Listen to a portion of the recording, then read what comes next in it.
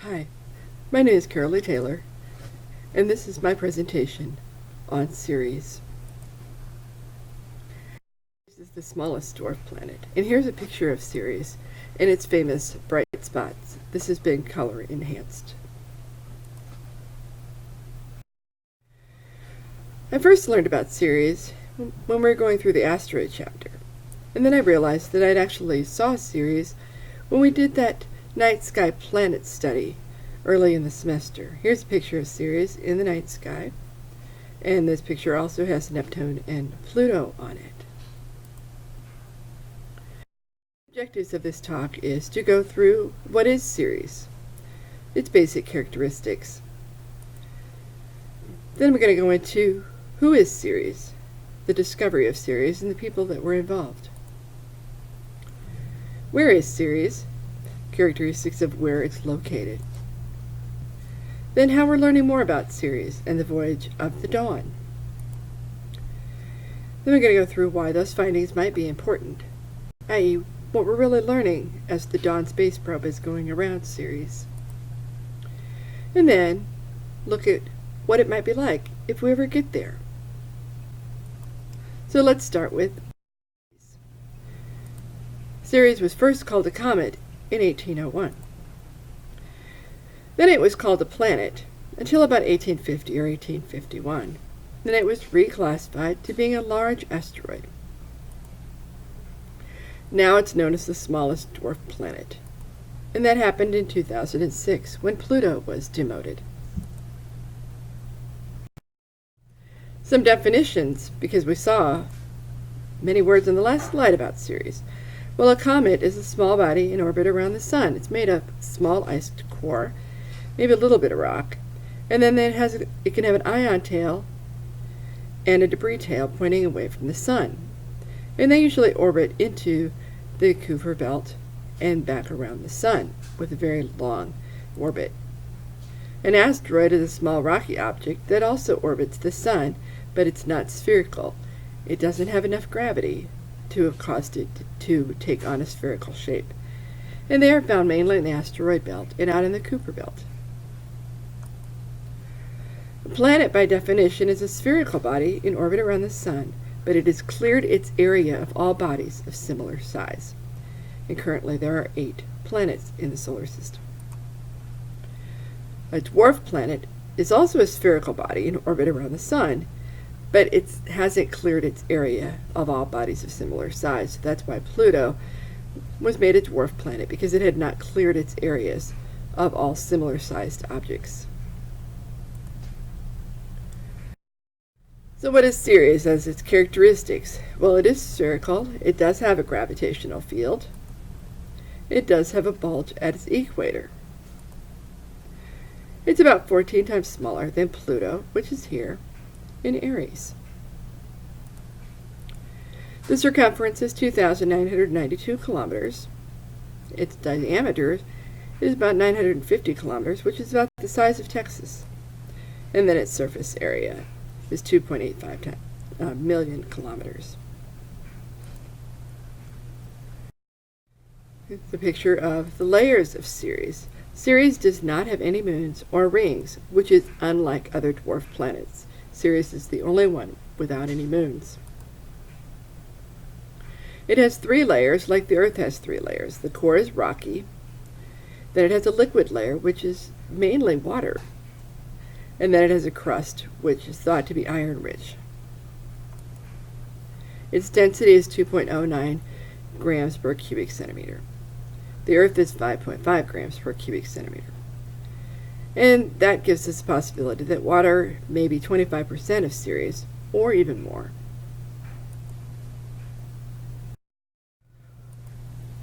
The escape velocity from Ceres is 0.64 kilometers per second, compared to the Earth at 11.2, which is why we have an atmosphere, and the Moon, which is 2.38, which does not have an atmosphere. A fun fact about Ceres at this time is that it loses 6 kilograms of mass in steam every second from that water layer. Ceres rotates in 9 Earth hours. It revolves 4.6 Earth years. around the sun. Its orbit size is 4.13 times 10 to the 8th kilometers. It is located 2.77 astronomical units from the sun. The Earth is at 1 astronomical unit. And there is its velocity at 64,000 kilometers per hour. Who is Ceres? Talk about the discovery. In 1772, Bode suggested there was an undiscovered planet because he was working on a law. And his law basically states that bodies in the same orbital system, which includes the sun, they orbit at an axis as a function of their sequence.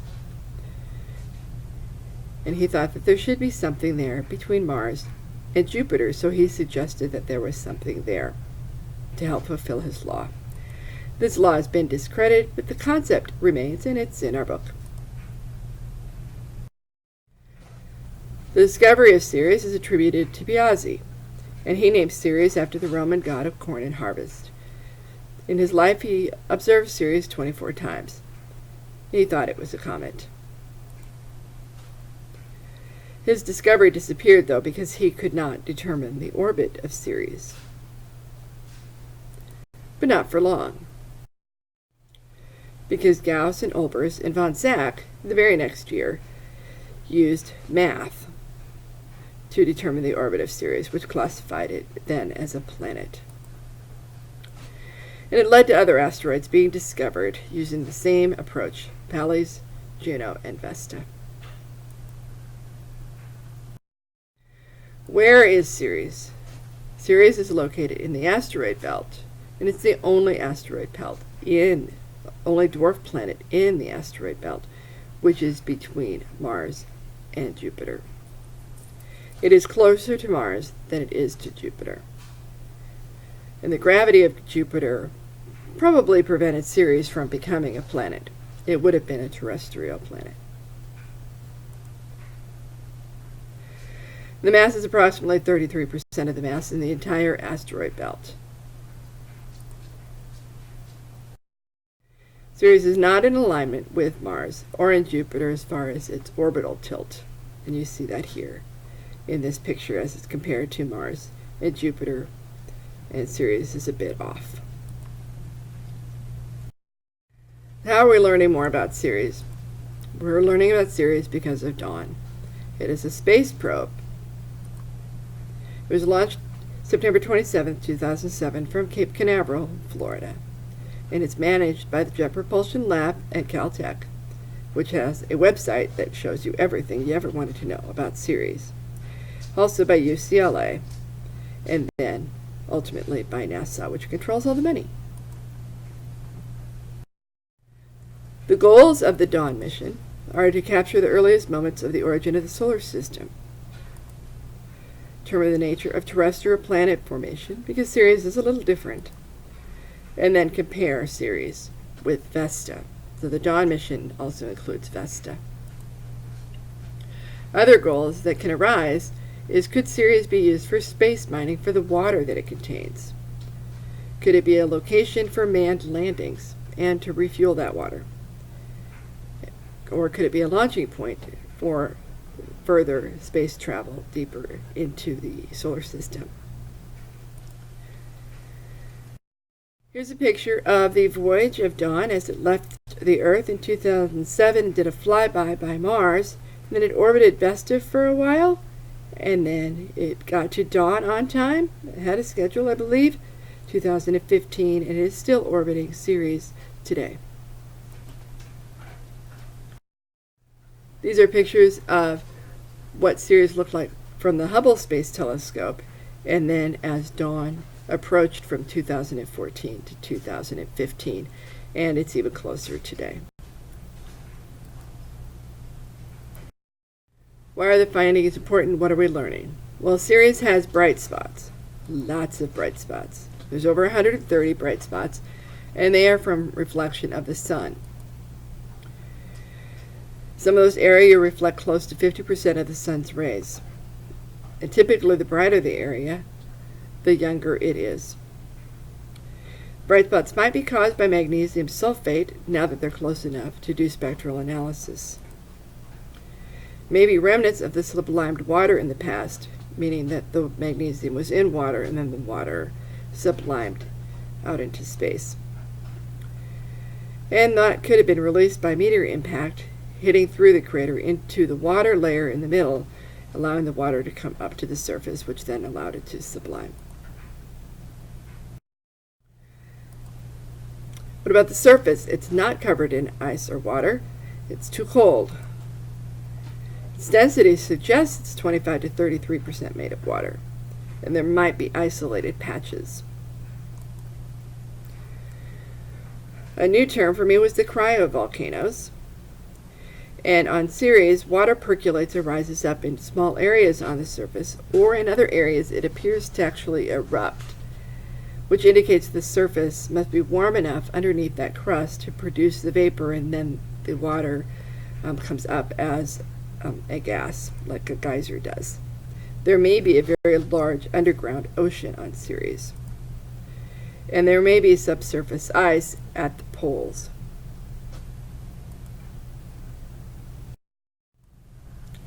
Composition is being determined to be ammonia-rich clays, and so Ceres appears to have more in common with Pluto than it was previously thought. Ceres is not like Vesta. Vesta is more like Earth. It suggests Ceres did not originate in the asteroid belt, maybe out in the outer solar system, out in the Kuiper belt.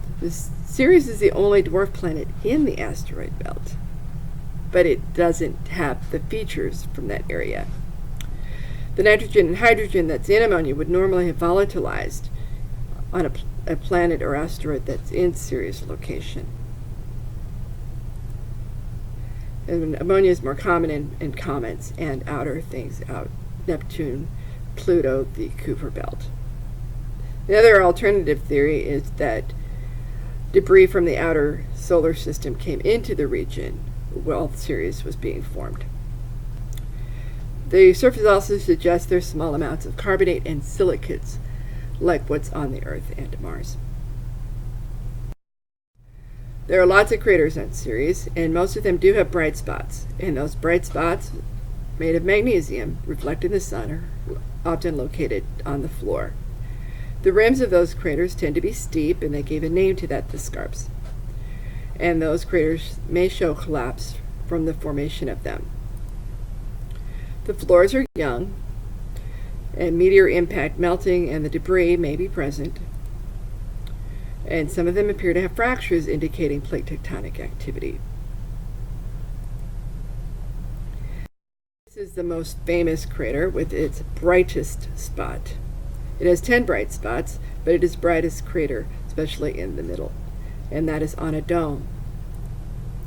The haze in the crater may be from fresh water vapor, so there may be a breach at the bottom down to the mantle area. It's 90 kilometers wide, 4 kilometers deep. It has a peak, and this peak here is about 0.3 miles high. It has dark streaks in it, which are possible fractures, indicating the plate tectonic activity. This is Oxo crater, and a picture from dawn. It's the second brightest crater. It's very young, and it appears to show surface ice, which would eventually sublime with age. And it is 9 kilometers wide. This is Helani crater, if that's pronounced right, and it tends to show landslides from its rim. And this is a color-enhanced picture. Center of the crater is very young. The crater floor appears to be free of impacts, and it has very steep ridges indicating fault activity. And it's a little bit wider. Then there's the mountain, the famous mountain. It is a dome mountain with smooth, steep walls. It's bright on some slopes, and then it's going to be dim on other areas, depending on the location of the sun. It's 3 miles high on its steepest side, but a 2.5 mile average, which makes it higher than Mount Rainier. Okay, so we know where Ceres is and what it is and some of the things that Dawn is doing. What about when we get there? What will it be like? Well, we could walk on Ceres if we had a spacesuit. There is some gravity there. The night sky would be pitch black, virtually no atmosphere, and other asteroids are too far away to see unless they're reflecting the sun. Temperature between day and night is extreme. And it wouldn't have any seasons because it only has a 3% tilt compared to the Earth's tilt of about 23%. Day's only 9 hours. Daytime would be dusk. It's only got as much as 15% of the sunlight that we have. And the sunrise and the sunsets are only 45 seconds long. In conclusion, the smallest dwarf planet, Ceres, of all the known dwarfs, and there are many. It is the largest object in the asteroid belt. It could have been a planet if Jupiter wasn't so large. It rotates in 9 hours, orbits in 4.6 years. Has a lot of water on it. Has fault activity. Shows geysers and possible ice. Has a lot of magnesium, indicating it might have come from somewhere else. Has craters, mountains, and ridges, just like the moon.